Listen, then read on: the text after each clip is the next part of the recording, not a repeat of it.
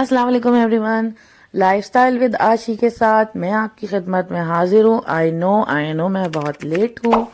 ये है चांद रात और चांद रात की तैयारियां, मगर मैं माजरत चाहती हूँ कि कुछ ऐसी मसरूफियात आई थी ईद पर कि कुछ नहीं हो सका। वो मैं अभी आपसे डिस्क्लोज नहीं करूंगी। खैर, मैं चांद रात का व्लॉग स्टार्ट करती हूँ और इफ्तार पार्टी में हम जा रहे हैं। मैं अपनी दोस्त के लिए कुछ गिफ्ट्स वगैरह लेने आई थी। मैंने कहा उनके घर फर्स्ट टाइम जा रहे हैं, उन्होंने अपना नया घर लिया है तो उनके लिए कुछ लेना चाहिए। तो ये मैंने 6 बॉल्स का पीस है, ये पूरा सेट था, इसमें 6 बॉल्स थे। तो ये मैंने यहाँ पर उसके लिए पैक करवाया था। और क्या कहते हैं, आगे आपको जो व्लॉग्स मिलेंगे ना वो बहुत जबरदस्त है, तो उसके लिए आप स्टे ट्यून रहें। अब हम ऐसा ऐसा कंटेंट ला रहे हैं जो कि मजा ही आ जाएगा देखकर और बहुत ज्यादा नॉलेज भी मिलेगी आपको, खास करके ईद का कंटेंट जो आने वाला है।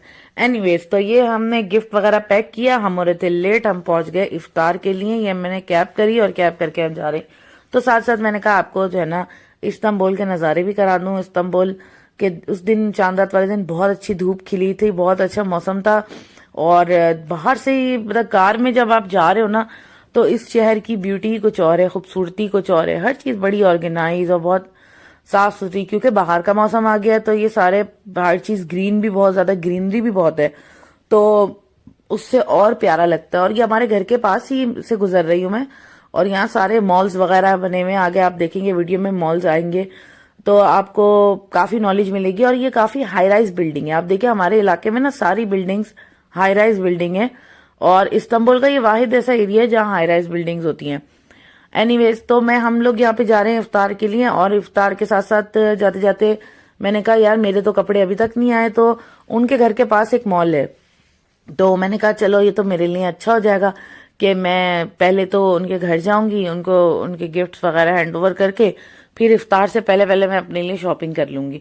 वैसे तो मॉल हमारे घर के पास भी था, लेकिन अभी टाइम इतना शॉर्ट है कि इफ्तार पार्टी में जा रहे हैं तो वहीं करीब से ही कुछ ही करना पड़ेगा, और वो मॉल भी बहुत अच्छा है। तो हम यहाँ पर इनके घर की तरफ आ गए थे, और यहाँ पर हम उनके घर से ही निकले, बस निकल गए थे, यानी आधा घंटा बैठ के और उनको गिफ्ट हैंड ओवर करके फिर हम निकल गए। और उनके बस जस्ट 5 मिनट्स की वॉक पर बहुत अच्छा ये मॉल है। तो हम इस मॉल में आ गए थे, और मॉल में आने के बाद मैंने काफी सारे ब्रांड्स एक्सप्लोर किए। वो सारी चीजें जो पिछले व्लॉग में दिखाई थी ना मैं आपको, वही सारे स्टोर्स, वही सारी चीजें। बस इस मॉल में H&M नहीं था, बाकी तो सब कुछ वही था। और कलेक्शन में कुछ कमी हो गई थी, क्योंकि जाहिर सी बात है चांद रात है, रश आप देख सकते हैं, तो काफी चीजें जैसे बिखरी पड़ी हैं, कम है, या ट्रायल रूम में लोग छोड़कर आ जाते हैं तो आपका साइज नहीं मिल रहा। तो ये सारे मामलात हो रहे थे। ये स्टोर है बेरिश का, इसमें मैं गई तो मैंने देखा वाह यार, मेड इन पाकिस्तान कपड़े भी पड़े हुए हैं, तो पाकिस्तान का नाम रोशन कर रहे हैं कि हाँ वहां से बन बन के यहाँ आते हैं। लेकिन फिर मेरे हस्बैंड ने मुझे बताया कि देखो ये जितने भी कपड़े होते हैं ना made in Pakistan, Bangladesh, Cambodia, ये गरीब ममालिक से यानी थर्ड वर्ल्ड कंट्री से बनवाते हैं, और फिर यहाँ पर महंगे दामों में उनको बेचते हैं डॉलर्स में, और खरीदते भी हम ही लोग हैं। तो ये ऐसा समझ लो हमारी ही चीज रोटेट होके हमें वापस मिल रही है। एनीवेज, ये तो एक छोटी सी बात थी, मेरी नजर में आया तो मैंने कहा आपसे शेयर कर दूं। मैंगो में भी आए, मैंगो में भी बहुत ही डीप डीप नेक्स और उस टाइप के कपड़े थे, मतलब मॉडेस्ट ड्रेसिंग कहीं भी ढंग की नहीं मिल रही थी। एनीवेज, मॉल का सर्वे करते करते हम पुल&बेयर भी गए, लेकिन यहाँ भी कुछ मेरी बात नहीं बन सकी। आगे जो स्टोर था डिफेक्टो, वहां जाके मेरी जो है ना मुराद पूरी हुई, और ये बिल्कुल बहुत शॉर्ट टाइम था, लेकिन अल्हम्दुलिल्लाह सब चीजें अच्छी और बहुत लाइट, जो कलर्स मैं चाह रही थी, अच्छे सॉफ्ट कलर हो, कुछ अच्छे डिजाइन हो, वो सारी कुछ यूनिक चीज तो हो भाई, एक ही जैसे कपड़े पहनते रहे, तो वो मुझे वहां पर मिल गए। तो बस अब इफ्तार का टाइम बिल्कुल, मतलब समझ लो 20 मिनट रह गए थे, और आप देख सकते हैं मॉल भी आहिस्ता आहिस्ता खाली हो रहा है, लोग जा रहे हैं रोजा इफ्तार करने के लिए। रश में काफी कमी आ गई थी। हम लोग ने भी बस अब यहाँ से एग्जिट करना है कि जल्द से जल्द यहाँ से निकले और 5 मिनट के अंदर अंदर उनके घर वापस पहुंच जाए। रास्ते में भी काफी सन्नाटा हो रहा था, ये आप देख सकते हैं। वैसे ये बहुत क्राउडेड एरिया है, लेकिन उस टाइम ये बिल्कुल ठंडा पड़ा हुआ था, और यहाँ पर जगह जगह टेबलें लगी। मुझे एकदम पाकिस्तान की याद आ गई। मैंने कहा यार यहाँ पर भी इफ्तारी बांटेंगे। इस्तांबुल में इतना कल्चर नहीं है, ये लोग दाल का शोरबा और डबल रोटी देते हैं, बस यही देते हैं और कुछ नहीं देते। तो यहाँ ये टेबल देख के मुझे बिल्कुल वाली फीलिंग आ रही थी, कराची वाली। लेकिन फिर मैंने गौर किया तो ये उन लोगों के लिए है जो अंदर से कबाब्स ऑर्डर करेंगे, हर किसी के लिए नहीं है। और ये सारी सैलेड्स वगैरह है। बहरहाल हम यहाँ पहुंचे तो देखा कि हमारी दोस्त ने पूरी, उनकी अम्मी ने बेहतरीन किस्म की इफ्तार की तैयारी करके सेट करके इंतजार कर रहे थे कि हम आए और खाएं।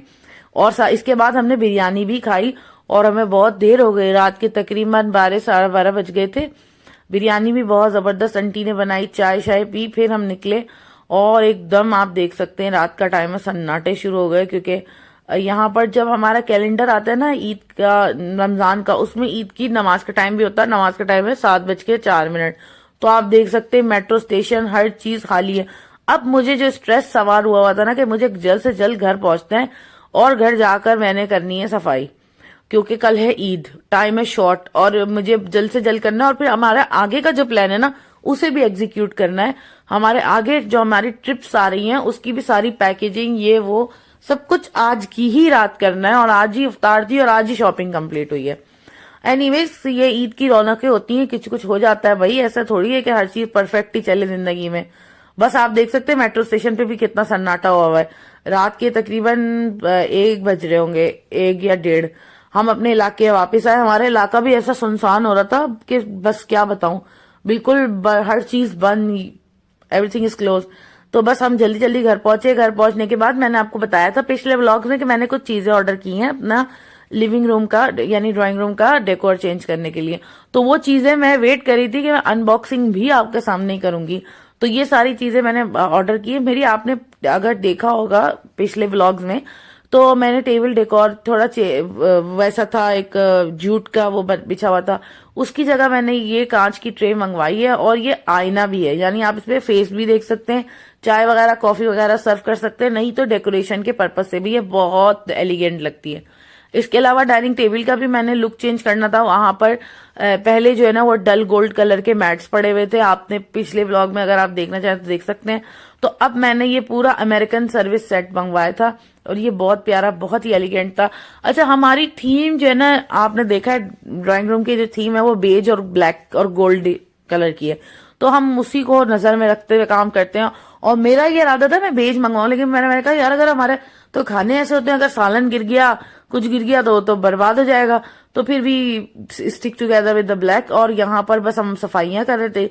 और फिर ये मैं आपको फाइनल लुक दिखा रही हूँ। मैंने बिल्कुल घर को ना डीप क्लीन करके, खाली करके, ये 3 बजे ना, रात के 2:30 या 3 बज रहे होंगे, खाली करके पूरा ड्राइंग रूम साफ सुथरा करके और ये इसकी लुक सारी चेंज करके। अच्छा, मेरे हस्बैंड बेचारे बड़ी हेल्प कर रहे थे, जहां जहां केमिकल का काम है मैं नहीं कर पाती वो करते हैं।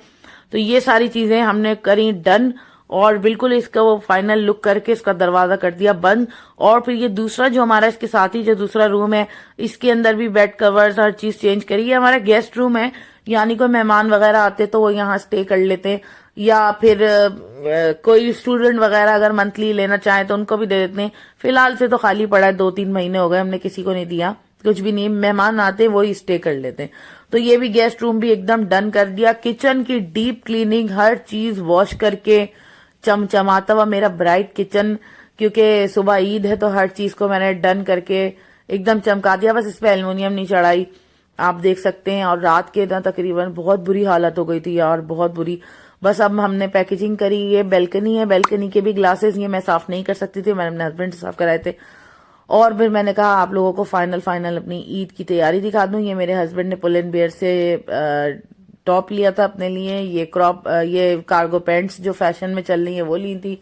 इसके अलावा मेरा जो है ना वो मैंने बेज कलर का ट्राउजर लिया है और उसके साथ व्हाइट कलर का टॉप। इनकी एक ये ज़ारा की शर्ट थी, बहुत अच्छी है, मेरी पसंद की थी, इनको पसंद नहीं थी कलर, मगर मैंने कहा बहुत अच्छा लगेगा, कार्गो पैंट्स का कलर लाइट है, अच्छा कॉम्बो बनेगा। साथ ही साथ मेरी भी शॉपिंग अभी आपको आगे वीडियो में नजर आएगी। मैंने बेज कलर का ट्राउजर लिया है, उसके साथ व्हाइट पैंट, और अपने लिए एक लिया है बहुत ही कूल कलर का ड्रेस, क्योंकि अब आ रही है गर्मी, तो गर्मी की मुनासबत से कपड़े लिए हैं ताकि ईद पर भी पहन लें और आगे भी चल जाएं। इसी के साथ साथ व्लॉग हो रहा है एंड। मैंने अहम बात तो करी नहीं कि आपने मुझे लाइक भी करना है, शेयर भी करना है, सब्सक्राइब भी करना है। और सब्सक्राइब करके आप मुझे बताएं कि आपको मेरी ईद की शॉपिंग, ये व्लॉग कैसा लगा। और मैं दोबारा माजरत चाहती हूँ लेट आने के लिए कि भाई इस दफा हम काफी डिले हो गए क्योंकि हम ट्रिप पे चले गए थे, वो वीडियो आगे आएंगी। Thank you so much for liking. अल्लाह हाफिज, बाय।